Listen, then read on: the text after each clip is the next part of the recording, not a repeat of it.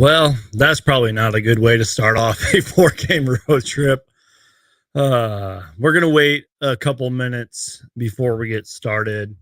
I do have some thoughts on this game, or I wouldn't be live, but I figured I'd go live. I did the preview show with Philly Take with RB. That's my guy right there. He just did a full play by play of this game. Um, so I do have some thoughts, some things that we will talk about.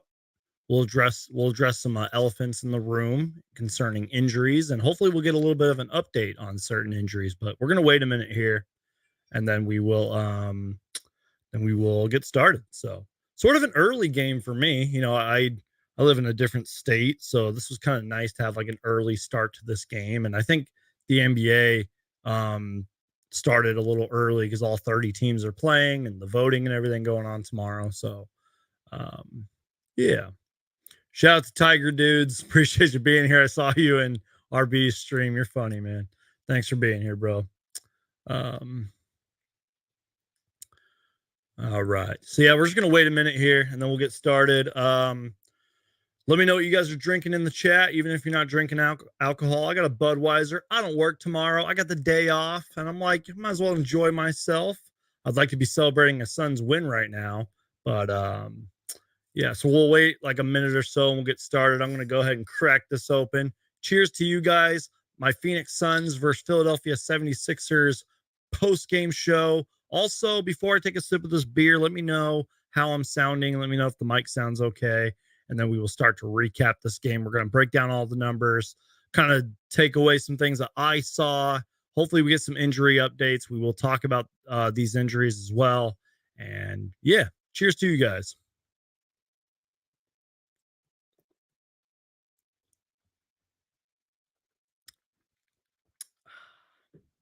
Hopefully, I don't have so many burps tonight. All right. So the Phoenix Suns fall to the Philadelphia 76ers tonight, 100-88 in a really strange game. This was a strange game, in my opinion. The Phoenix Suns did not start this game off well. I don't know what it was. I don't know if it was the Philadelphia 76ers defense, which, by the way, they have not been good at defense this year, like at all. I know their defensive rating was really down. All of a sudden, I look up and the Suns had like 20 something points, and the Sixers, I think, had 30 something in the first quarter. It was a strange start to the game. They couldn't score much. The Sixers were getting work on, or they're working on the glass. They had better energy than the Suns. The ball just couldn't go in the basket.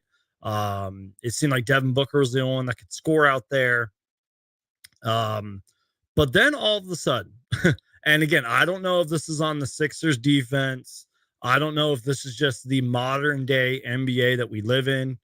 Great offense always is going to trounce great defense in today's league. The Suns started going on some runs. But before we talk about the Phoenix Suns runs, I think the Sixers had a run of their own. I think it was like 12-3 in the first quarter.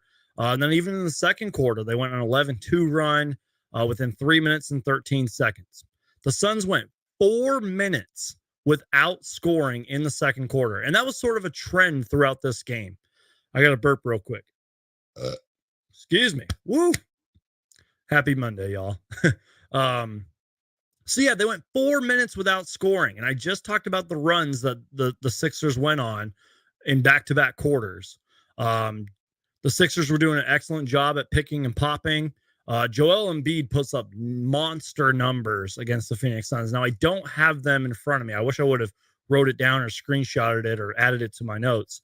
But last time I checked, it was like 36 something points per game, a whole bunch of rebounds, and like 56% shooting. Joel Embiid just loves to play against the Phoenix Suns, sort of like how Devin Booker likes to play against the Phoenix Suns. Sam Cooper of the Timeline Podcast noted that Devin Booker is averaging 29.7 points per game versus the Sixers. I don't know what it is, but Devin Booker loves playing against the Sixers. And, give credit where credit is due.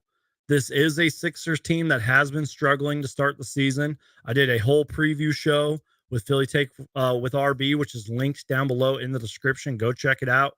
He goes on a lot of rants in that video, and he tells you all about why the Sixers are really bad and they have no excuse to be this bad to start the season.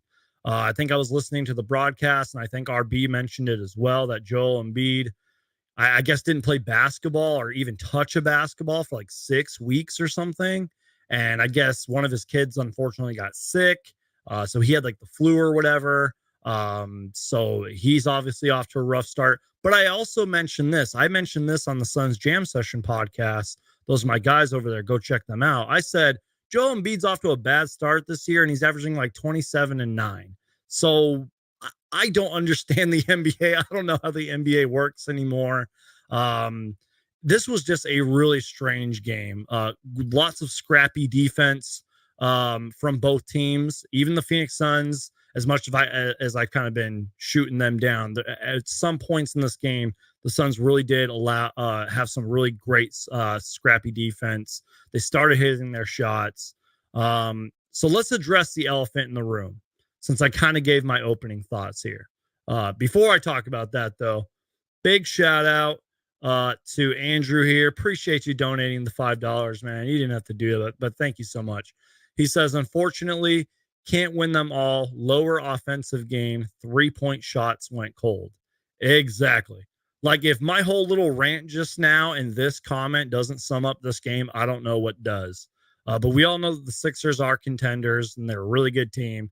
They have an MVP caliber player in Joel Embiid. And in my opinion, on paper, it may not seem like it, but on paper, they did get better. But yeah, the 3-point shooting tonight was absolutely terrible. I thought the defense was really bad, although at times I thought it was scrappy defense. And I haven't really talked about how the Phoenix Suns went on runs of their own. But yeah, the 3-point shots went cold. Someone mentioned it in the comments here. Shot Chucker says our zone defense sucks. Yeah, I was sort of pushing for it in the preseason. I was like, okay, I like this zone defense. It's something new. There were some games where it looked really bad and some games where it looked really good, but tonight it was not that good. Although there were some moments where it looked good. It's weird, man. Like, I don't know if I would have experimented with the zone defense starting off a 4-game road trip. That's just me personally, especially a team like the 76ers. And I get why they did it against them. But I don't know if I would have done that. Monty Williams has even talked about it, how he wants to use it, quote, strategically. And, and Monty Williams is an experimenter. For good or bad, he will experiment with this roster. He'll try things out, which also is kind of dangerous. But in all fairness, and I think Monty Williams did talk about this before, is he wants to try things out during the season rather than like in the playoffs when you don't want to be doing that. Does that make sense? Can I just take a breath here for a moment, you guys? How's everybody doing tonight? Oh, and Andrew, I'm so sorry, man. Thank you for the super chat, bro. Let me play you my very high quality, well-produced, totally edited super chat drop. So thank you for the super chat, Andrew.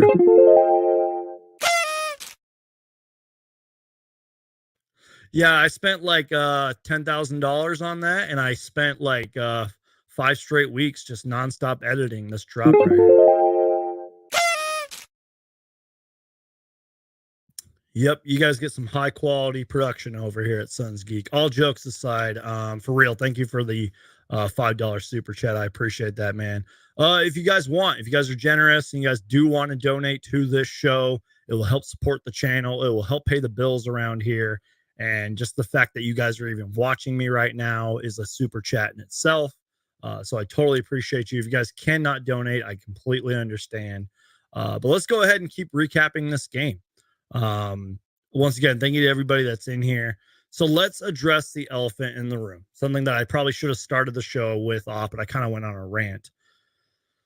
The Chris Paul injury. Now, I am going to pull up what the media is saying, but here is what we know. Chris Paul, at first I thought maybe he like bonked knees with somebody really hard. I saw a couple clips of it and they even showed it on the broadcast. At first I thought that he bumped knees with somebody, but apparently it's like heel soreness. He kind of looked like he landed awkwardly on his ankle. He's trying to fight through a screen. It was really strange. But the good news is he did return to the bench, obviously didn't return to the game. I'm just making sure I am not missing any updates on Chris Paul's status. And I'm sure that we'll find out. Maybe Monty Williams knows something, or he'll know something tomorrow. But that was a strange play. I don't really know what happened, and I don't know how he got hurt that bad. But I mean, probably was the smartest decision to sit him out for the rest of the game. You could definitely tell that Chris Paul's experience and presence was missed a little bit after he got benched. And then DeAndre Ayton strangely got hurt. Not sure if a lot of you guys saw this. Some of you probably did. I posted a couple of videos about it, a couple different angles. It looked like he was trying to go up for a rebound and just landed awkwardly. I don't necessarily know if he landed. I have the video. I don't know if he, you know what? Let's just pull it up on Twitter because I have it. Sorry, give me 1 second here, you guys. It looked like he kind of landed on not DeAndre. It looked like he kind of landed awkwardly on Joel Embiid's ankle, but it also just kind of looked like he landed awkwardly in general. So give me 1 second here, you guys, and we will pull up the clip of DeAndre. And he's fine, obviously, because he did check back into the game and everything. Although I do have some thoughts about that when he checked back into the game. Okay, can you guys see what I'm looking at here? So check this out. So this is from a couple different angles. We'll start with this big one, though. It's kind of a better angle of it. So here's what happened to DeAndre Ayton. Devin Booker goes up for the layup. He misses. Ayton jumps, and right there's Ayton's. I don't know if you guys can see this. There's Joel Embiid's foot. Ayton jumped pretty high, and then look, he lands. It kind of looked like he landed. Oh wait, you guys can't see because I'm blocking it. Sorry, guys. It kind of looked like he landed on Ayton's or Joel Embiid's ankle. Wait, what am I doing here? Let me play that back for you guys since I was blocking it. So he jumps, lands, kind of looks like he landed awkwardly on Joel Embiid's ankle. But in my opinion, look at the land. Just watch, see where the mouse is right here, you guys. I don't know if you guys can see that. It just looked like he just landed awkwardly in general. Now, he did return to the game. I don't think he looked super good when he did return. He obviously grabs the ankle right here, heads right to the locker room, and it was a good sign that he was able to go back to the locker room all by himself. But once again, here is the injury right here. Lands awkwardly, not good. Shout out to NBA TV for showing that clip of the broadcast. But yeah, just a strange play. And in general, just the NBA, excuse me, just the NBA being pretty injured right now. A lot of guys are out. I mean, obviously, Cam Johnson with the super unfortunate injury. James Harden's out for a month. Damian Lillard just got back from injury. Lots of guys are injured right now. Chris Paul, hopefully he's okay. If anybody knows of an update on Chris Paul, let me know. I haven't seen anything here. Yeah, Sawbucks points it out here. He landed on Joel's heel. Yeah, it just looked like an awkward landing, and he immediately grabbed that ankle, and I knew something was wrong. So hopefully we can stay healthy, man. I legit hope and pray that the NBA can stay healthy, because I would love to see a season where like 90% of the league is healthy. That'd be amazing. So let's see. I'm just making sure I didn't miss any comments here. Johnson would have made a difference. It is what it is. Absolutely. Cameron Johnson's going to make a difference on so many different levels. I really feel like we're going to miss a lot of Cameron Johnson, and I really hope and pray that he's not out too long. And if you guys are wondering about an update about that, no timetable for his return, which sucks. That's not a good sign, you guys. So hoping and praying that he comes back strong. Let's see. It took us being undermanned and Niang having an amazing shooting night for them to win, which, yes, I do want to talk about that later. Still think that what we need is to either deal Crowder or Melo ASAP. Appreciate your comment, Vision, and we will definitely address your comment and talk a lot about that in a little bit. So you know what, you guys, since we kind of addressed the elephant in the room everything, we will just look at the numbers, and I'll kind of do what I do every show. I'll kind of break down the numbers for you guys, give my thoughts on, what I saw out there. I kind of gave you my opening thoughts and my reaction. This was just a strange game, you guys. I cannot tell you. I have them in my notes. So many. There were so many runs in this game. I can't even tell you every single run that happened, but I think I named 3 different runs throughout this game. And I'm looking at my notes here. Like the Suns had like two. I even tweeted it out actually. Let me pull it up real quick, and then we'll get to the players' stats and everything. This was how strange of a game it was. Where was it? They just said on the broadcast that the Sixers have been held to one basket in 7 minutes. Philly missed 9 straight shots. The Suns forced 7 turnovers. But then, like, the Sixers would go on a huge run where the Suns wouldn't score for like 4 minutes, or the Sixers would go on like a 12-3 run. This was a game full of runs, just a strange game. And I feel like the red flag should have been there when we allowed the Sixers to score like 30 something points in the first quarter, which, if you know Monty Williams like I do, that is absolutely unacceptable. All right. So I'm going to share my screen here, and then we will dive into the numbers. Thank you to everybody that's being here. Do me a huge favor, you guys. Absolutely just destroy the like button, share the stream, tell people about Suns Geek, because that's the best way to support the channel. Trying to mute the ads too, because last time I did a show, there was like ads playing and it was really annoying. It's a one-man show here. I do apologize. All right, can you guys see that okay? We're obviously going to start with the Suns, but before we do, I got to take a sip of a beer.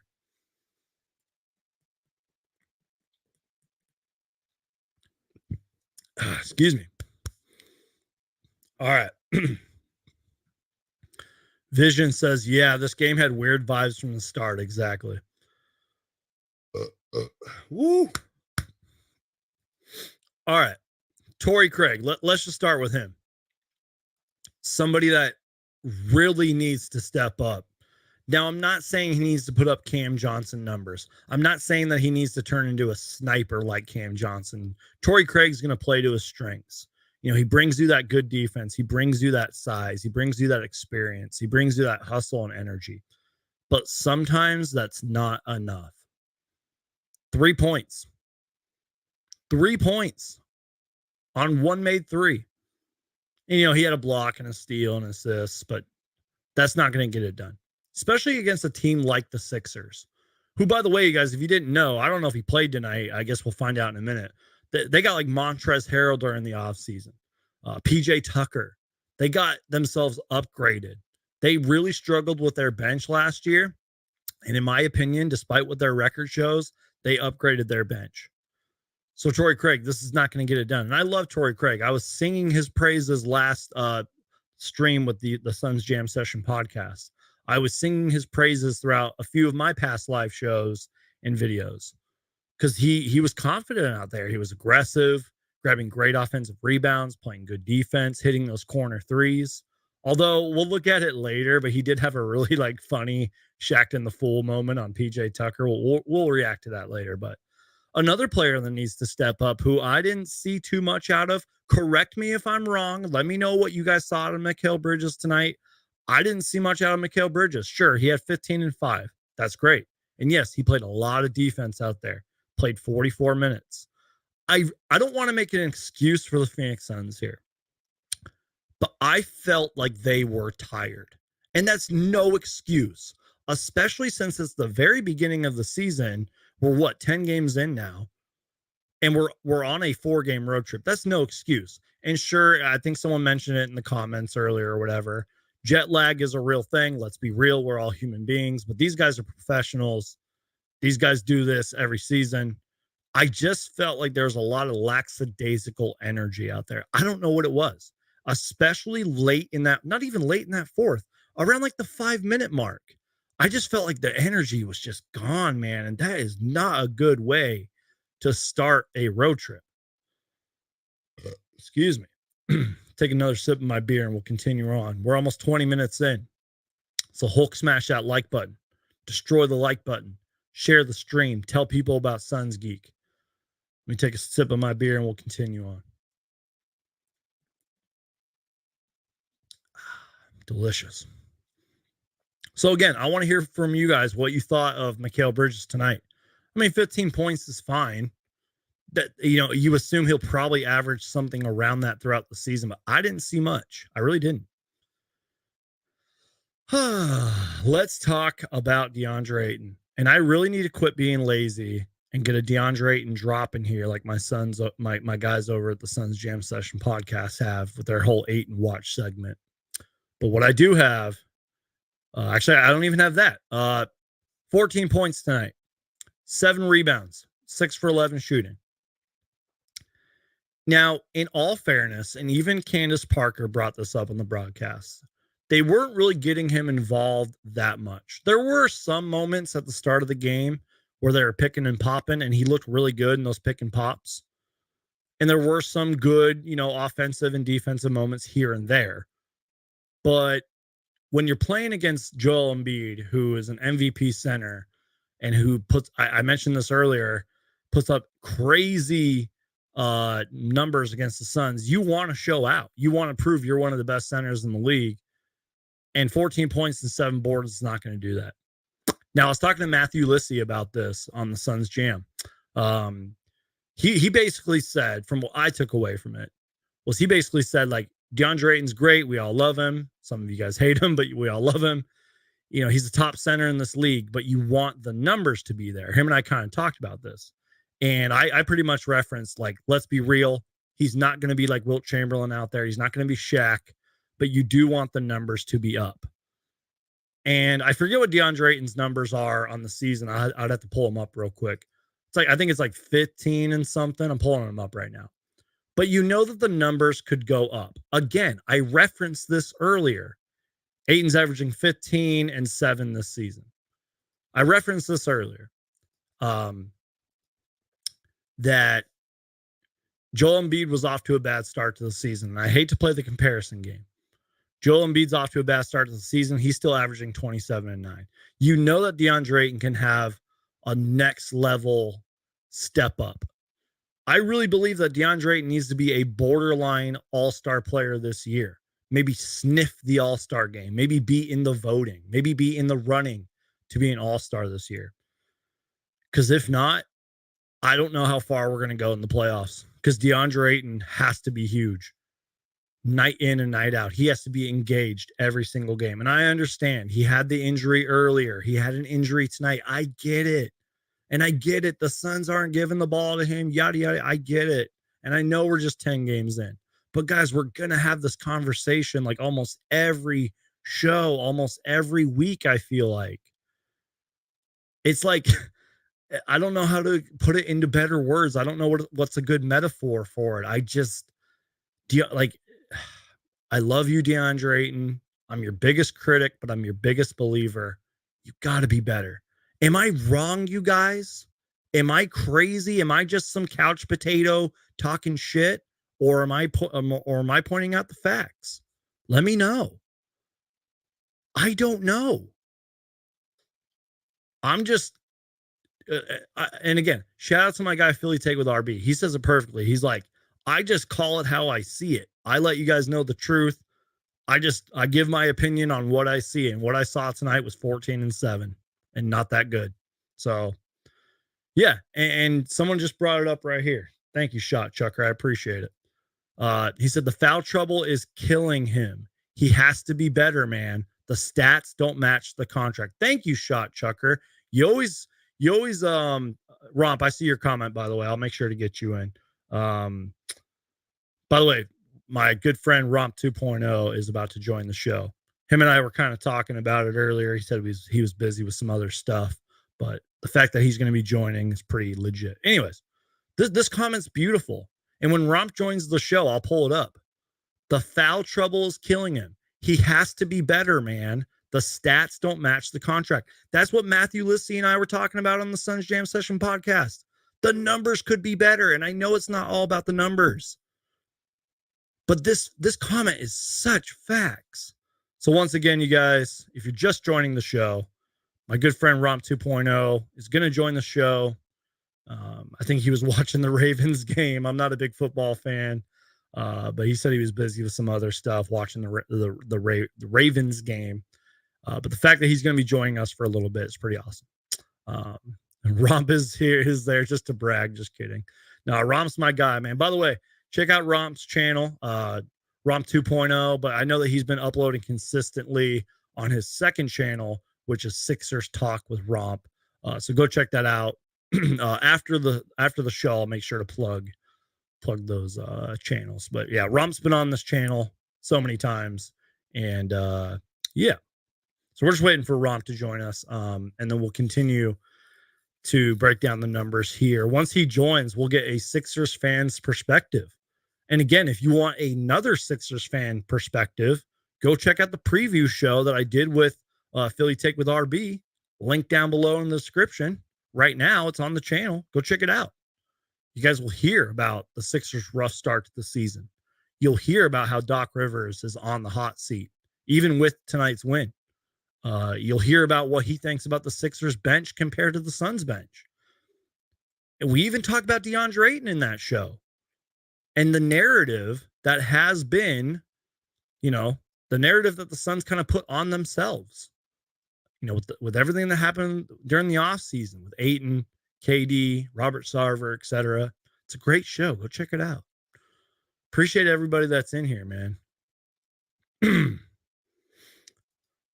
So we will get to Landry Shamet in a moment, but he says, I think majority of the Suns fan base are done with Shamet.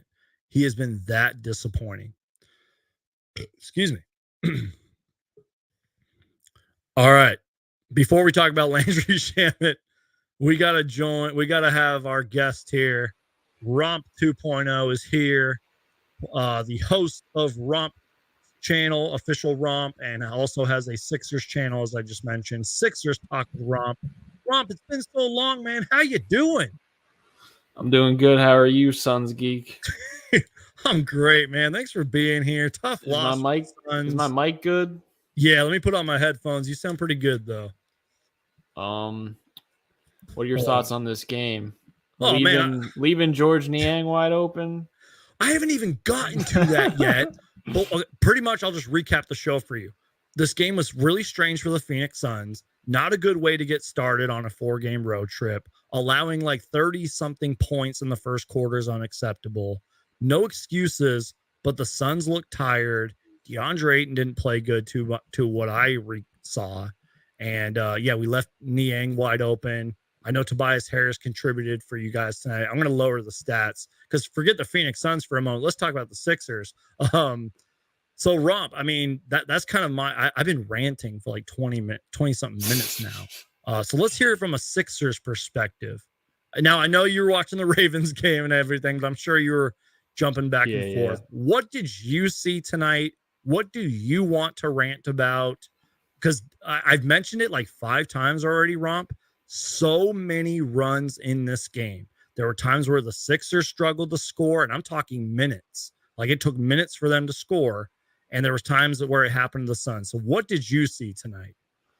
I thought the Sixers defense was the best it's been all season. I thought Embiid was back to what he can do defensively. I thought that was really the story of the game. Him just, taking away easy layups and making layups tough. And I think offensively as well, Embiid did well. He was back to what he did before Harden came here. And people forget that before Harden came here, like Embiid was running the show. He was getting the ball every possession, and he was the playmaker. And the Sixers kind of got away with that once Harden got here. And tonight it was the same thing. And it results in winning basketball games because Embiid's that good. But at the same time, there is some lulls in the Embiid show, lack of ball movement, and things like that. And with Tyrese Maxey playing terrible, 4 of 18, that's when you guys started to come back and get going. And I thought you guys were doubling Embiid, but you weren't defending the second. When he passed it, you guys kind of were slow rotating and things like that. And there were so many offensive rebounds that you gave us, which is insane because I was going to mention that. I literally made a video today how the Sixers are the worst rebounding team in the league. And also the Sixers are the worst transition defensive team. And the Suns only had 11 points in transition. And how many offensive rebounds do we have? Like, you guys had 15 Embiid had 7 rebounds. Wow, Embiid had 7 offensive rebounds. I'm proud of him for that. Want to know what's crazy? You guys had 4 offensive rebounds in the first quarter. We finished with 6 offensive rebounds. Yeah. I think just lack of effort from you guys, if I'm being real. You guys came out slow, gave us an early lead. We were hitting every shot in the first half, and it seemed like the Suns were like, "Yeah, we're the Suns. We have 50-win seasons, like it's nothing. Yep. We don't have to take this team too seriously because you're like 6-0 against us, like the past 5 years." So I think, and plus the schedule, maybe a schedule loss as well. You guys haven't been on the road, so Yeah. I don't know. I'm not like, as a Sixers fan, it's a nice win, but I still see so many issues with this team. If I I'm was being gonna real. I was gonna say that, and let's be real, issues with both of our teams. But I will say, and I really mentioned it before you joined, man. I'm not even joking. And I read this tweet earlier because they said it on the broadcast, and I'll say it one more time. That the Sixers at one point were held to one basket in 7 minutes. You guys missed 9 straight shots, and the Suns forced 7 turnovers. When I heard that, I was like, "Pfft." But dude, let's be real. We sucked in the first quarter. You guys went on all these different runs. Niang couldn't miss a shot. What do you finish with, like 7 threes tonight, which is absolutely insane. Joel Embiid puts up like 30 and something against the Suns. And I know that Tyrese Maxey had a bad game. I thought he was a little too ball hoggy, in my opinion. But you guys got it done. Tobias Harris, from what I know, really needed a spark. And he seems like he got that tonight. So what a win by the Sixers, man. Y'all deserved it. I knew we were going to lose like around the 5-minute mark of the fourth quarter. I just knew it. Yeah, I mean, it's early in the regular season. There's going to be games like that for the Suns and Sixers where they just don't have it. But they were still in the game. I thought we were going to give it up because that's what we usually do. We give up leads like it's nothing. And I'm kind of sad because if we lost this game, it would have put a lot of pressure on the Sixers organization to fire Doc Rivers. But Oh, yeah. now that we won, Doc gets another game. I know that you're probably sick of talking about Doc Rivers, but I do got to ask because I did talk with Philly Take with RB about this. He went on a long rant about Doc Rivers, but it would be nice to hear from another Sixers fan. You don't have to spend too much time on it if you don't want to, but do you think Doc Rivers is on the hot seat? Do you think that the NBA is just off to a weird start this year? Do you think the Sixers are just struggling? What do you think, man? If Doc Rivers is the coach the whole year, the Sixers are losing in the playoffs. Like, it's that simple. He's not a good coach. I mean, Paul Reed had a fantastic game today, defending DeAndre Ayton at times, and he can barely scratch the floor until, the fans put all their pressure on Doc Rivers to play Paul Reed as the backup center. So it's like, what are we doing? And he continues to blow leads no matter who's out there. If Ben Simmons is on the Sixers, if it's Tyrese Maxey without Embiid and Harden, if it's Harden and Embiid on the court, they always blow leads. So you got to look at the coach if your team continues to blow leads. Plus, you saw how our offense stalled out. That happens every single game. Like you said, there was a sequence where the Sixers, turned it over 7 times or whatever. Mm-hmm. So that's just the Doc Rivers offense. And I talked about that as well. I was like, even though the Suns defense pretty much sucked tonight, there were moments and flashes where we had really scrappy defense. And they were kind of talking about this on the broadcast too. I guess Monty Williams was talking with whoever was the main broadcaster tonight. And he said that sometimes Monty Williams' voice carries a little bit and he gets his assistant coaches involved so that they can be more of a voice. You just got to kind of wonder. I know that Doc Rivers is on a really expensive coaching contract. I talked to RB about this and everything. It's like you got to just kind of wonder if maybe they're just sick of hearing his scrappy voice or whatever, that famous, infamous voice of his. And, sometimes when you're a coach too long, man, unless you're Greg Popovich or something, players just don't care. And, you and I could probably spend a whole hour talking just Sixers, but that's just how I look at it. I don't know, man. And obviously James Harden being hurt this year for a little bit, hopefully he comes back soon. Obviously doesn't help, but hopefully you guys can get some. I think it will be a blessing in disguise.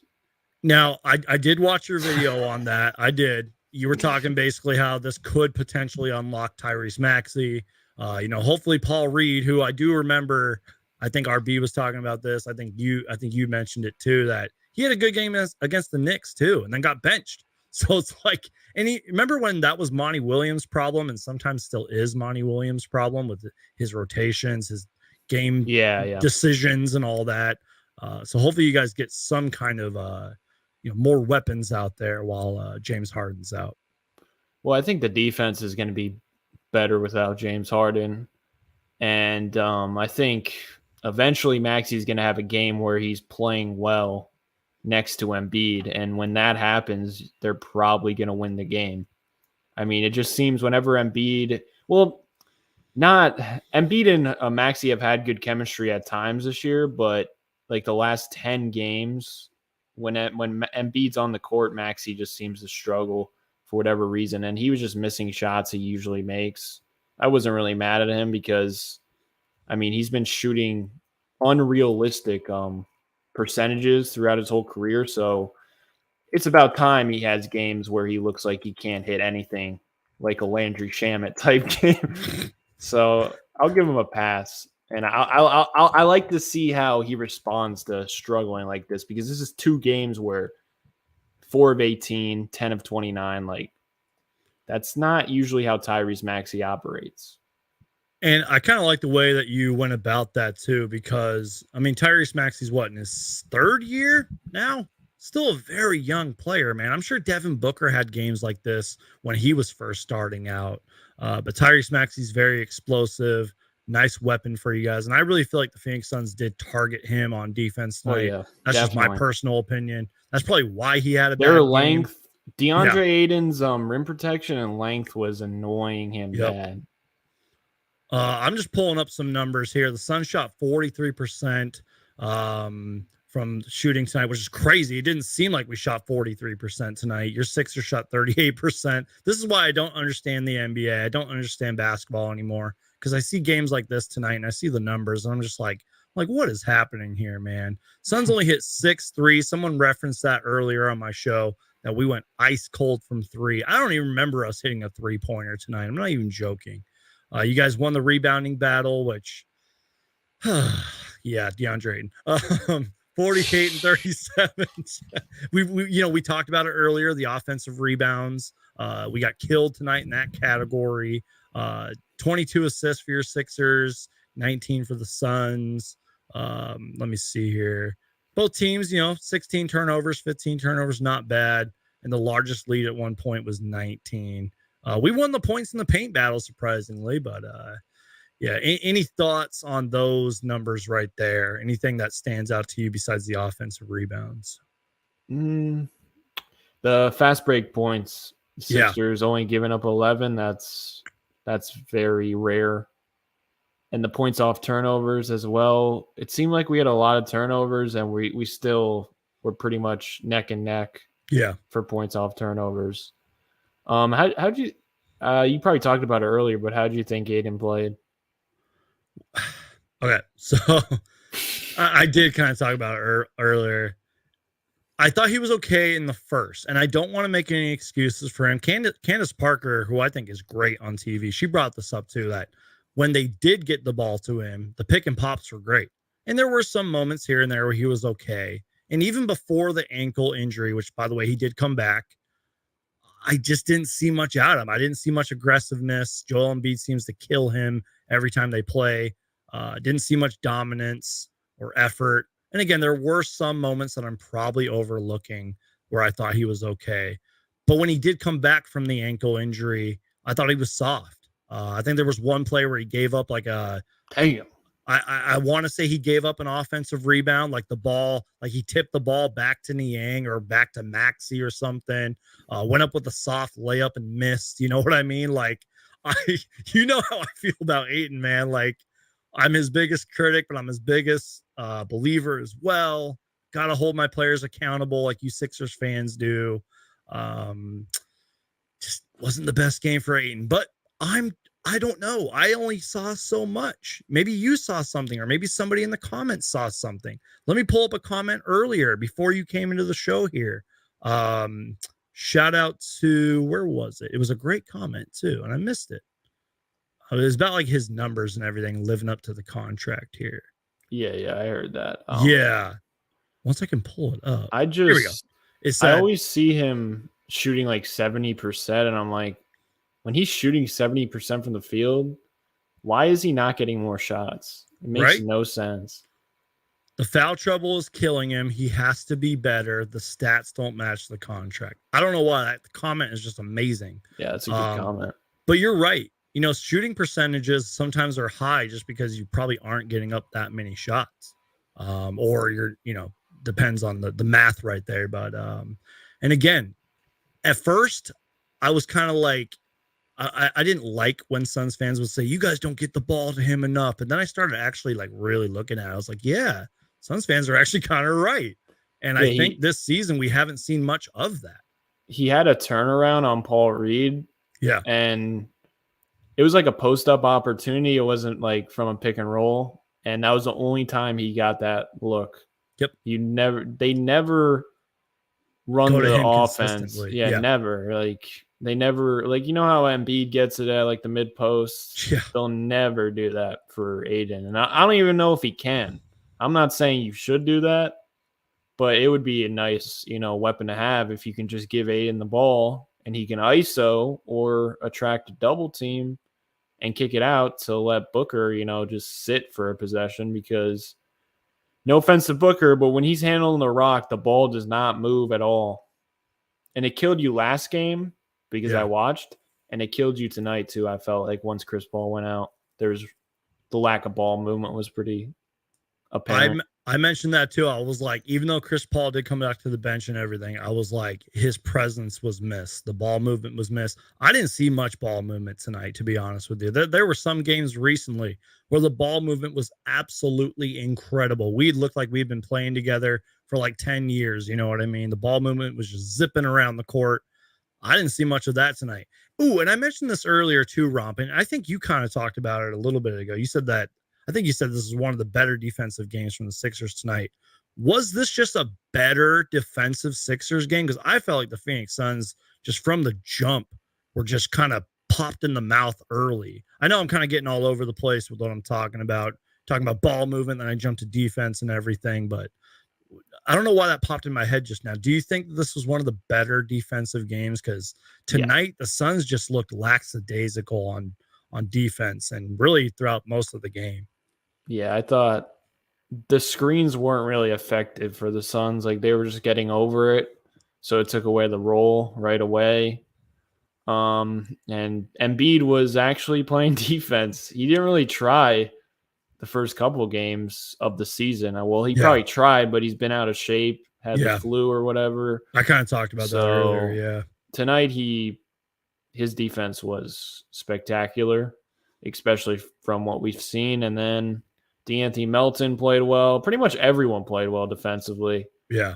And then at times you guys just missed open shots. Yeah. And that's going to happen. There was one defensive play with Embiid, I want to say in the third quarter, maybe fourth, where I think Damian Lee was like running a fast break all by himself. And surprisingly, Embiid got to it and contested it well enough to where it missed. And then I think that actually led to another Sixers three. Yeah. So even though Embiid George is Niang like 3. Yeah, exactly. Even though Embiid is quote like out of shape, like for him to just do little things like that.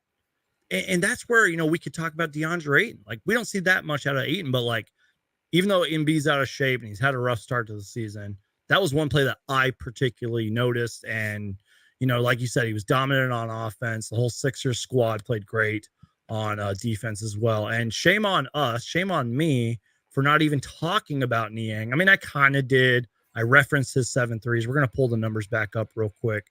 I would like to hear your thoughts just real quick on Niang, who, you know, finished tonight 27 minutes, 7 made threes, 21 points, 4 rebounds, 2 steals. Can you fill us Suns fans in on what's been going on with Niang? Let me lower this comment. Well, so he's people been can see the stats. He's been awful this year. Not offensively. He's always hitting 3-pointers, not at the rate he hit him tonight. Like if you get him an open 3, he's most likely hitting it. But defensively, he usually gives up like 35 points. Yikes. He usually gives up like 20 points. He gets killed defensively because he's so slow and for some reason, the Suns did not kill him defensively. Right. So maybe it's because Embiid was back and was causing the Suns to never take a layup. And when they did take a layup, they looked scared to try to score on Embiid. But yeah, usually Niang hits his threes. He got way too many open threes tonight, which is just the Suns being lackadaisical, kind of like the Dallas Mavericks series last year. But they were double teaming. They were double teaming Embiid too, so it created a lot of open looks for everyone at times, and they were even double teaming Maxey. Yeah. So it's like I said, they targeted him on defense, I thought.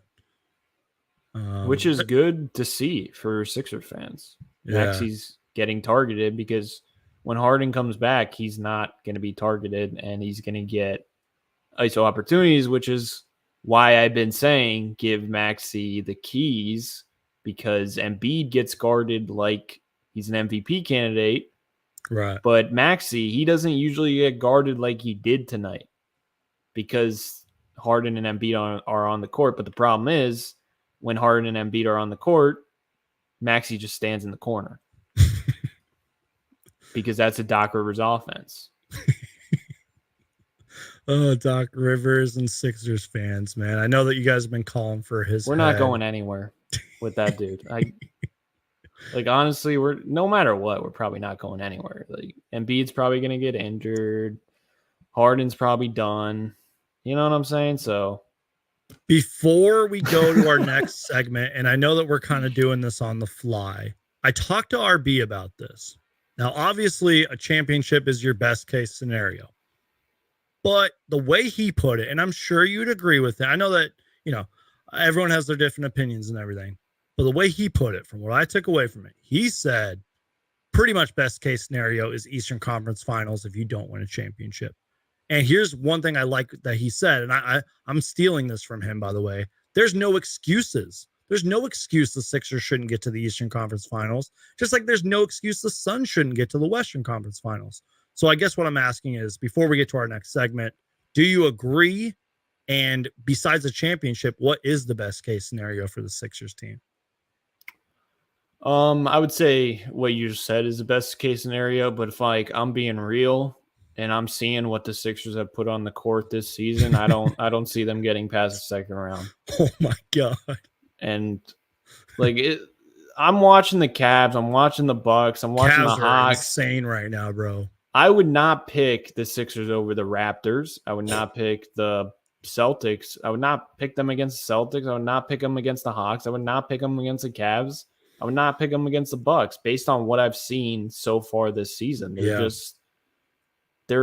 a lot of issues, and I don't know. I just don't see it at all. So it could change obviously because the Celtics were trash still early in the beginning of the season last year.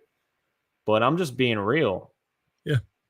Well, you can't be real, apparently, Romp, because then fans will hate you for speaking the truth and holding your team accountable, if you know what I mean. I'm sure you know a lot about that. Once again, you guys, we're kind of doing this on the fly. Romp joined the show just a little bit ago, 20-something minutes ago or whatever. It's been a great show, though. I've ranted a lot. I've spoke the truth, Suns fans, so if you don't want to hear that, I do apologize. But what we're going to do next, Romp, is we're going to look at both team schedules just really quickly. And then maybe we'll get your thoughts on some other NBA teams, because you kind of just talked about the Cavs, who I'm in love with. I've been on their bandwagon for a couple seasons now. And then, then we'll probably just call it, or unless we get like a really good comment or a chat here or a question. But let me pull up the Sixers schedule. We won't go over every game because we'll be here for like 2 hours. But we'll just kind of get your thoughts. I'll pull it up so you can see it. We'll get the Sixers schedule pulled up, and looks like you guys play the Hawks back to back, which be careful with that because the Suns did that to the Blazers and they kind of took it to us one game. So yeah, you play the Hawks in Atlanta, which probably isn't too far of a trip. Then you play them at home. Then you play the Jazz, who were off to a nice start. The Bucks, who were undefeated last time I checked. The Timberwolves, don't sleep on them. The Nets, so what are you thinking for your next few games? Is there any games that stand out? Are you worried about any games? How are you feeling about the schedule?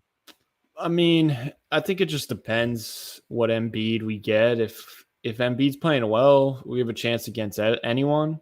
So it just really depends what Embiid is doing. If Maxey gets going like he was when Embiid was out, Yep. I mean, they should be able to take on the Hawks, at least take one against them. The Hawks are playing pretty good too last time I checked. Hawks are nice. People were They're sleeping underrated. on Yeah, they were sleeping on DeJounte Murray and Trae Young backcourt. I'm like, what are you guys talking about? It's like, they're good, man. So, yeah, I mean, Embiid's going to get you regular season wins. It's just, can he stay healthy in the playoffs? And can the Sixers be consistent on defense, improve their defense? Because I know you guys are kind of at a low defensive rating, which I don't really care about defensive rating, but obviously defense is important. You guys need Maxey to step up. Tobias Harris, who I feel like we haven't talked much about tonight, needs to step up. And hopefully James Harden comes back soon and healthy. So let me jump real quick to the Suns schedule. One-man show here, you guys. I do apologize. I need like a producer here to have these things right up for me. We'll jump to the Suns schedule just real quick, and then maybe we'll get your thoughts on maybe some other teams here. So our next game, and I got this wrong earlier on Twitter. For some reason, I thought we were rolling on a 3-game road trip. It's actually a 4, obviously, tonight. Play the Timberwolves next. They're a good team. You know, with Cam Johnson being out, and Torrey Craig's going to have to step up. Maybe we'll see some more Bismack Biyombo and Dario minutes to help counter Rudy Gobert and Karl Anthony Towns, maybe. The Orlando Magic. I haven't checked their record in a while, but I do know that they are a young, scrappy team. Paulo Banchero is absolutely insane. That dude's a future superstar. I know that Franz Wagner. Is it Franz? How do you say his last name? He's a beast. Wagner. Even though it looks like Wagner. Yeah, right. That's why I tripped over his name. That dude's an absolute stud. I've seen some highlights. I've even just watched random Magic games, and that dude can absolutely play. They got Cole Anthony over there, Bol, and so many other guys. Like that team, look, you know me, Romp. A lot of my followers know me, subscribers know me. I'm very optimistic about bad teams, sometimes to a fault, but I really do believe this Magic team is putting something together. I know you made a video about it not too long ago. And again, they're probably going to be garbage this year. Let's be real. But this team, I think they're going to put up a fight against us. And even when they play you, I feel like they're going to put up a fight. So then we play the Miami Heat. 2-0. I see a win against Minnesota. Yeah. I see a win against Orlando. What are you thinking about Miami? You think kind of a toss-up? Because I don't think they're off to that great of a start. Is that fair to say? But like a lot of teams aren't starting off the season well. Miami is like a toss-up. So is Golden State. So is Utah, Loki. Dude, yeah. I'm scared. I'm legit scared to play the Jazz, dude. Like, is it funnier? It's like you think I'd be scared about the Warriors or something like that. I'm more scared about the Jazz, man. And I said this like a while ago. I was like, we're on a 4-game road trip, but then we come back for a game and then we go on the road again. It kind of feels like a 5-game road trip. Play the Jazz, play the Knicks, play the Lakers, Pistons. There's some young, scrappy teams. But if the Suns are as good as advertised, if they want to go to the playoffs and positive go far record in the playoffs, yeah, they have a positive record. They're going to need to get some of these wins against some of the middle of the pack teams, some of the worst teams in the league, if you will. Although right now, I legit cannot judge the NBA. I can't. Yeah, I mean, look at the standings, really, man. Doesn't make sense. Like, I haven't watched every single NBA game. Every team is playing tonight, obviously. I'm trying to catch up with all these NBA games and storylines and everything, but I look at the standings and I'm just like, dude, right now the NBA is wide open. You know what I mean? And it's going to be fun. Any thoughts on that, Romp? Any thoughts to how the NBA has started this year? It's kind of been a weird season. You know what I mean?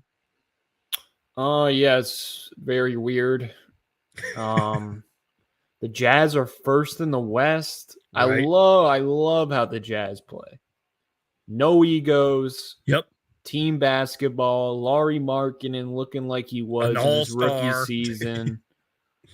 I mean, they're beautiful basketball. They got some weird jerseys that looks like an AAU team type jersey, but they're fun to watch. You said it a few seconds ago, and someone else brought this up too. They were like, due to the Utah Jazz team having a lot of young guys and new guys in there, like nobody's really like in control, but like in a good way. And I feel like that's why they're winning, because they're obviously kind of underdogs. Everybody thought they were going to be garbage and tanking for Wemby, but like they've come out and shown they can win a few games. Now, is it really going to last 82 games? I don't know. Your opinion's as good as mine, but like I think it might maybe, probably maybe, play in. I mean, they're at yeah, least probably going to make the play in.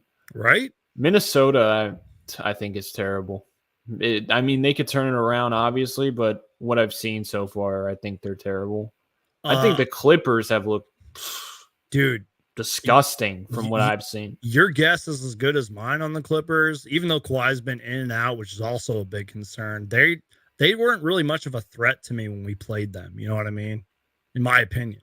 Yeah, you're right. They just haven't been playing good. Remember how everyone was like, they're so deep? They got all these wings. I feel like their role players are just so overrated. Right.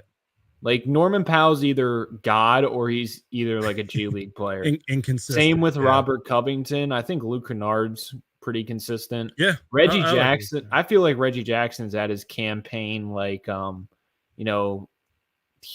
just like he's either God or trash.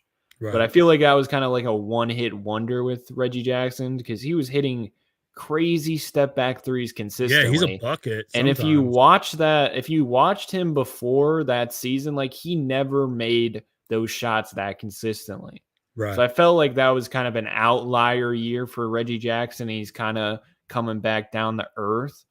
Also, it just seems like there's like a chemistry thing going on where it's just kind of like something's not clicking. They just watch Paul George dribble and ISO. Kind of like James Harden. It's not team basketball. It's just like, Paul George, bail us out because you're the best player. It's not move the ball. Like when the Suns are on, everyone's getting involved. It just seems like the Clippers. Except for Aiden.